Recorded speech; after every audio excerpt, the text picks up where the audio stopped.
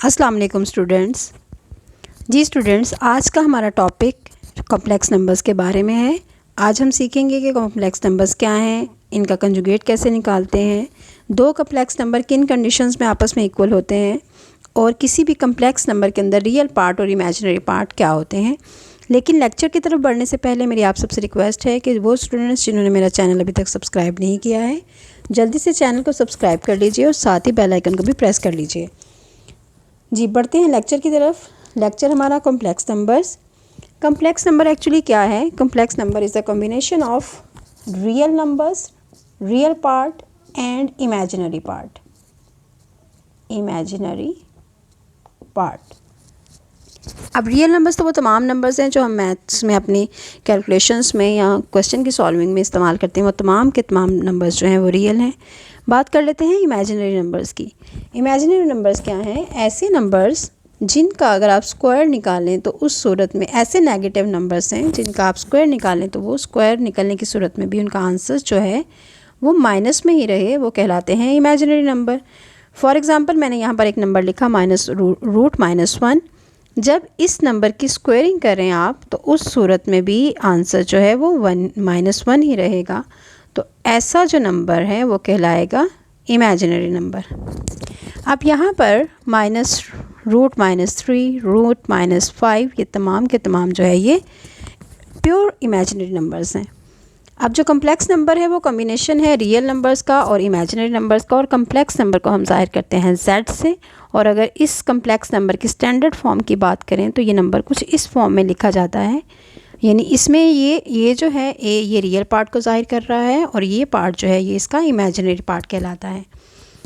अच्छा, ये I जो है, ये जो यहाँ पर मैंने इस्तेमाल किया कि √-1 जो है, √-1 को हम एज अ सैम्बल जो है इमेजिनरी नंबर की सैम्बल के तौर पर यूज़ करते हैं और इसको हम I से ज़ाहिर करते हैं।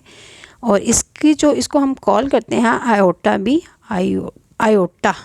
तो इसको हम आयोटा भी कॉल करते हैं और डिनोट इसको I से करते हैं और इसको इमेजिनरी नंबर भी कहते हैं। ठीक है। अब यहाँ पर जहाँ I मौजूद है, आयोटा मौजूद है, वो इस कॉम्प्लेक्स नंबर का इमेजिनरी पार्ट कहलाएगा। ठीक है जी। कम्प्लेक्स नंबर को हमने रिप्रेजेंट किया Z से और इसमें कॉम्बिनेशन किसका है? रियल नंबर का प्लस इमेजिनरी नंबर का। ये है इसका रियल पार्ट और ये है इसका इमेजिनरी पार्ट। अब अगर हमसे कहा जाए कि इस कम्प्लेक्स नंबर का कंजुगेट निकालिए तो उस सूरत में जो Z के ऊपर हम इसको कंजुगेट निकालने के लिए Z के ऊपर बार लगा देंगे। और कंजुगेट किस तरह निकलेगा? कंजुगेट निकालने के लिए जो भी आपके पास कम्प्लेक्स नंबर है, फॉर एग्ज़ाम्पल हमारे पास यहाँ पर कम्प्लेक्स नंबर है 2 + 3 आयोटा। इसमें 2 जो है वो रियल पार्ट है और 3 आयोटा जो है वो हमारे पास यहाँ पर इमेजिनरी पार्ट है। इसका अगर हमसे कहा जाए कि कंजुगेट निकालिए तो इसका कंजुगेट निकालने के लिए इमेजिनरी पार्ट का साइन चेंज कर देंगे। जैसे यहाँ पर 2 + 3 आयोटा है, जब इसका कंजुगेट करेंगे तो 2 - 3 आयोटा हो जाएगा। इसी तरह अगर ये एक हमारे पास कम्प्लेक्स नंबर है -2 आयोटा, तो हमें सिर्फ जो है इमेजिनरी पार्ट का साइन चेंज करना है। रियल पार्ट जिस भी साइन के साथ है वो एज इट इज़ लिख दिया जाएगा, चाहे वो माइनस के साइन के साथ है चाहे प्लस के साइन के साथ है। जस्ट हमें इमेजिनरी पार्ट का साइन जो है वो चेंज करना है और ये Z की बजाय भी Z बार हो जाएगा। Z बार मीन्स इस कम्प्लेक्स नंबर का कंजुगेट। ठीक है जी। यहाँ पर हमने देख लिया कि इमेजिनरी नंबर क्या है और आयोटा क्या है, और उसके बाद हमने देख लिया कि कम्प्लेक्स नंबर क्या है और उसका कंजुगेट कैसे निकालते हैं। अब हम बात कर लेते हैं कि दो कम्प्लेक्स नंबर जो हैं वो किन कंडीशंस पर आपस में इक्वल होते हैं। यहाँ पर मैं दो कम्प्लेक्स नंबर लिख रही हूँ। फॉर एग्ज़ाम्पल यहाँ पर हमारे पास एक कम्प्लेक्स नंबर है x + आयोटा y और यहाँ पर एक और कम्प्लेक्स नंबर है 4 - 3 आयोटा, और ये दोनों कम्प्लेक्स नंबर आपस में इक्वल हैं। तो ये किस कंडीशन में आपस में इक्वल होंगे? पहले तो हम देख लेते हैं कि इस कम्प्लेक्स नंबर के अंदर ये है रियल पार्ट और ये है इमेजिनरी पार्ट, और इस कम्प्लेक्स नंबर के अंदर ये है रियल पार्ट और ये है इमेजिनरी पार्ट।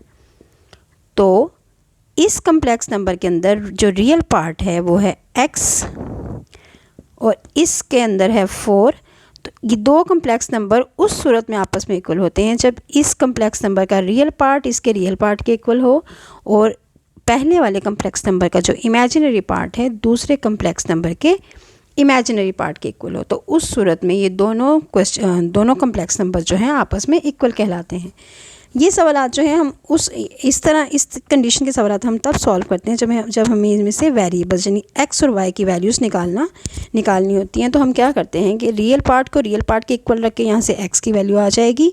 इसी तरह इमेजिनरी पार्ट को इमेजिनरी पार्ट के इक्वल करके यहाँ से हम वाई की वैल्यू आसानी से निकाल सकते हैं कि आयोटा से कैंसिल हो जाएगा और वाई की वैल्यू 3 रह जाएगी। ठीक है स्टूडेंट, तो ये आज के लेक्चर में हमने ये सीखा है कि कम्प्लेक्स नंबर्स क्या हैं, रियल नंबर्स के बारे में पढ़ा, इमेजिनरी नंबर्स के बारे में पढ़ा, फिर किसी भी कम्प्लेक्स नंबर का कंजुगेट कैसे निकालते हैं वो देखा, फिर ये देखा कि कोई से दो कम्प्लेक्स नंबर किन कंडीशंस पर आपस में इक्वल होते हैं कि रियल पार्ट जो है वो रियल पार्ट के इक्वल होता है और इमेजिनरी पार्ट जो है वो इमेजिनरी पार्ट के इक्वल होता है। होपफुली तमाम स्टूडेंट्स को बड़ी ही आसानी से समझ आ गया होगा। किसी भी किस्म का कोई क्वेश्चन पूछना चाहते हैं, कुछ सीखना चाहते हैं, मुझे कमेंट कीजिए। Keep watching and keep sharing my videos. अल्लाह हाफिज़।